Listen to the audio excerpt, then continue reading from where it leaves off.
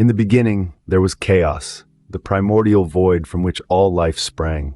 Among the myriad creatures birthed from this chaos, none was more terrifying than Typhon, the father of all monsters.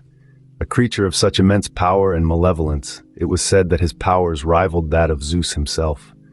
Typhon was not an ordinary adversary. This monstrous giant, with its black ebony armor, fire flashing from his eyes, and a voice that could shake the heavens, was the embodiment of destruction. He was the offspring of Gaia, the earth, and Tartarus, the abyss, a testament to the unfathomable power that birthed him. Typhon's hatred for the gods was as potent as the fires that raged within him, and he would wage war on the Olympians. On a cloudy day it would begin, as Hermes, the god of speed, announces that Typhon is at the gates of Olympus. The resulting conflict would shake Olympus to its very core. This was the beginning of the fall of Olympus.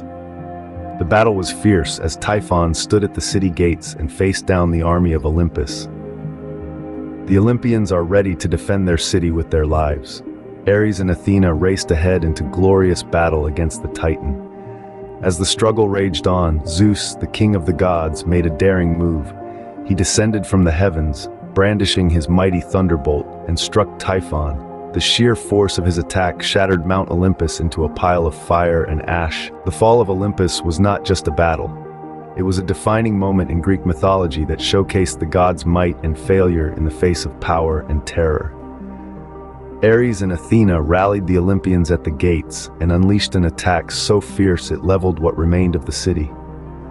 Apollo, the sun god, joined the fray and burned Typhon as the creature advances into the center of Olympus. It was the beginning of the fall and the rise of the Titans.